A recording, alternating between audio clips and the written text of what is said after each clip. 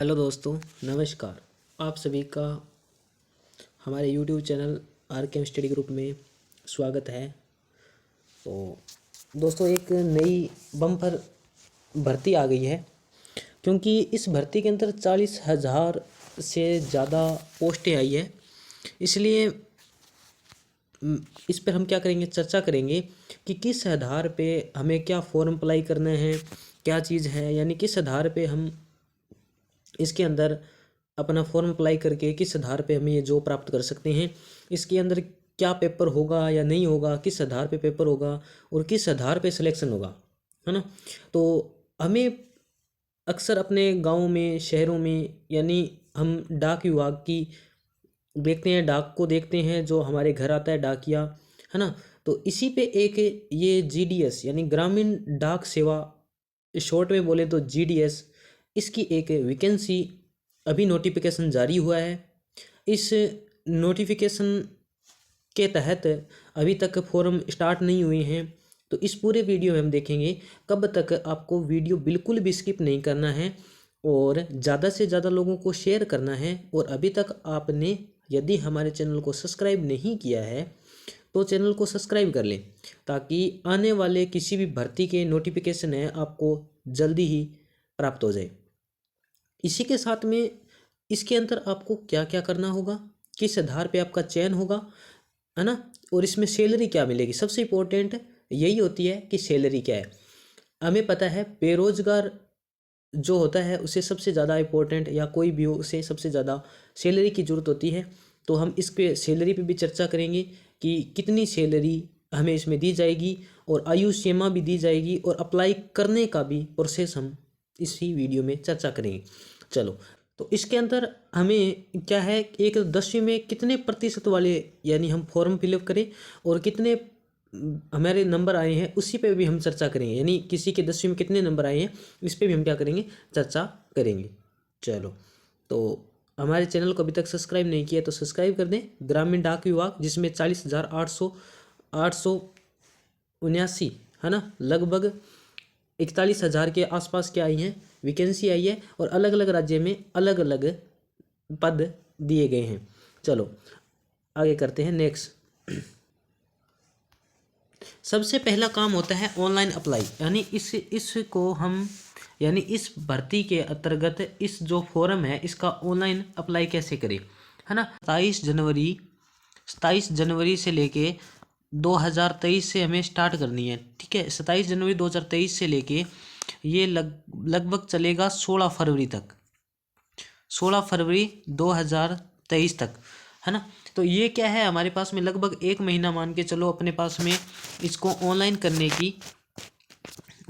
की क्या है, फॉर्म फिलअप करने की तारीख है, जो 27 जनवरी से लेके, मैं एक बार फिर से रिपीट कर देता हूँ, यानी 27 जनवरी 2023 से लेके 16 फरवरी 2023 तक है। ये क्या होती है, हमें 28 या 29 जनवरी तक की फॉर्म फिलअप कर देनी है, 30, है ना। क्योंकि इसके बाद में क्या होती है, साइट धीरे धीरे बिजी हो जाती है, तो हमें ज़्यादा ज़्यादा समय नहीं करना है। ये नहीं देखना है कि हम 15 या 16 फरवरी को ही अप्लाई करेंगे, तो उससे पहले पहले कर देना है। और एक ये सेंट्रल लेवल की भर्ती है, सेंट्रल लेवल की भर्ती है भाई। इंपॉर्टेंट तो ये है कि ये सेंट्रल लेवल की भर्ती है। चलो, ये एक तो हमारा जो ई मित्रा द्वारा जो अप्लाई करने की प्रोसेस है वो तो हमें समझ में आ गई, और कब से कब तक है। चलो आगे चलते हैं। अब सबसे ज़्यादा एक प्रश्न ये उठता है कि इसके अंदर योग्यता क्या है ना, इसमें योग्यता क्या है। तो इसके अंदर योग्यता की यदि हम बात करें, योग्यता यानी इसके अंदर हमें सिर्फ कुछ नहीं है, 10वीं पास होना चाहिए। 10वीं पास हैं जो, वो सभी क्या कर सकते हैं, ये फॉर्म भर सकते हैं। हमें योग्यता की कोई ज़रूरत नहीं है, जो सिर्फ हमें 10वीं पास होना है, और जो 10वीं पास है वो क्या है, इसके अंदर फॉर्म भर सकते हैं। और आयु सीमा,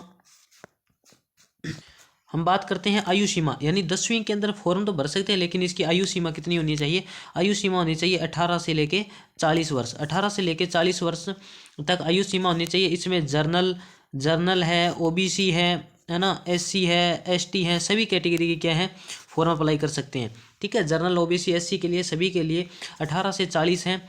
18 से 40 वर्ष तक आयु है, यानी 16 फरवरी 18 वर्ष यानी 40 वर्ष पीछे तक क्या देख लेना आप, 1988 के आसपास लगभग क्या होनी चाहिए, जिनका जन्म हुआ है वो सभी इसके अंदर क्या है फॉर्म फिलअप कर सकते हैं, है ना। तो इसकी आयु सीमा कितनी होगी, 18 वर्ष से लेके 40 वर्ष तक। इसके अंदर कुछ ऐसे होते हैं कि इसमें पेपर होगा या एग्ज़ाम होगा या नहीं होगा, है ना, इसमें सिलेक्शन कैसे होगा, है ना, तो ये बात इम्पोर्टेंट है ना। तो देखो इसके अंदर हमें क्या है कि सिलेक्शन कैसे होगा। सिलेक्शन होने के लिए एग्जांपल के तौर पर बता देता हूँ, जिसका 10वीं के अंदर क्या है, 10वीं के अंदर जिसके जितने अच्छे नंबर आए हैं उसको उतनी ही जल्दी सीट मिलने की क्या है, सीट मिलने की मिलेगी। अर्थात जिसके 10वीं के अंदर अच्छे नंबर हैं, जैसे मान के चलो किसी के 88 या जैसे 90 प्लस नंबर है, 90% प्लस नंबर है, तो वो क्या है उनका पहले ही लिस्ट में क्या आ जाएगा, नाम आ जाएगा। तो ठीक है, तो वो क्या हो जाएंगे, सिलेक्टेड हो जाएंगे, है ना। तो ये इसकी क्या थी, सिलेक्शन की प्रोसेस थी। इसके बाद में नेक्स्ट सबसे इंपॉर्टेंट है, उसके अंदर वेतन कितना मिलेगा। तो वेतन के अंदर हम बात करें तो इसमें 2 पोस्ट हैं। पोस्ट नंबर 1 है बीपीएम अर्थात branch post master. Branch post master की यदि मैं पेमेंट की बात करूं तो इसमें हमें पेमेंट मिलेगी 12,000 से लेके 29,800, है ना। कितनी मिलेगी, 29,800 तक हमें क्या मिलेगा, इसमें वेतन मिलेगा। इसके बाद में एक और इसी के अंदर दूसरी एक और है ना। ये तो पहली पोस्ट थी, दूसरी पोस्ट इसी में और आए हैं, उसमें है एबीपीएम अर्थात assistant branch post master. Assistant है ये ब्रांच पोस्ट मास्टर का। यहाँ जो सैलरी है वो 10,000 से लेके 24,400 तक की क्या है, सैलरी है। 24,400 सैलरी है, अर्थात बीपीएम 12,000 से 29,800 और जो एबीपीएम है असिस्टेंट ब्रांच पोस्ट मास्टर की वैकेंसी के अंदर उसकी तनख्वाह होगी 10,000 से लेके 24,400 तक। ठीक है, तो इस प्रकार का ये तो हमें क्या मिलेगा, वेतन मिलेगा। ये तो था हमारा वेतन, है ना, नौकरी थी, ये तनख्वाह थी।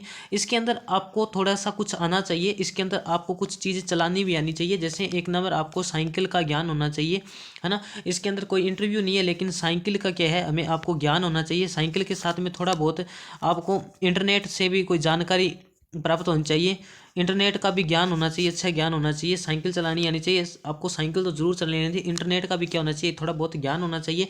इस प्रकार से 2-3 है ना, थोड़े बहुत। जैसे आप जिस स्टेट से हो तो भाषा भी थोड़ी आनी चाहिए उस स्टेट से लेके, है ना। जैसे हिंदी भाषा है, हिंदी भाषा, पंजाबी भाषा, इनका थोड़ा बहुत क्या होना चाहिए, अपने स्टेट से लेकर ज्ञान होना चाहिए। इसी के साथ में जैसे आपको ये भर्ती जरूर क्या है, ये भर्ती भारत सरकार द्वारा निकाली गई, अर्थात सेंट्रल गवर्नमेंट की है, यानी सेंट्रल सरकार की है, यानी केंद्रीय सरकार की ये भर्ती है। लेकिन केंद्रीय क्या है, सरकार की भर्ती है, लेकिन केंद्रीय जो सरकार ने इस भर्ती का क्या किया है, निकाली है। लेकिन जो इसमें मेरिट बनेगी, है ना, जो मेरिट बनेगी, मेरिट जो है, मेरिट बनेगी आपकी किसके आधार पे, स्टेट लेवल से मिलेगी। ठीक है, स्टेट यानी राज्य स्तर पे इसकी मेरिट निकलेगी, राज्य स्तर पे। तो मेरिट किस में निकलेगी, राज्य स्तर पे निकलेगी। और जबकि एक भर्ती किसकी है, सेंट्रल गवर्नमेंट की है, और लेकिन इसकी मेरिट राज्य स्तर पे निकलेगी। आप सभी को फॉर्म जरूर फिलअप करना है, ताकि आपके हो सकता है कि आप वाली पास वाली जो ब्रांच है, पास की जो ब्रांच है उसके अंदर हो सकता है कोई 65 वाले सारों ने फॉर्म फिलअप किए 10वीं वाले, तो हो सकता है आपके थोड़े ज़्यादा मार्क है, 66, 67, 70, 80 अंक हैं, तो हो सकता है आपका भी सिलेक्शन हो जाए। तो चलो मिलते हैं एक नेक्स्ट वीडियो में, तब तक के लिए धन्यवाद। जय हिंद। हमारे चैनल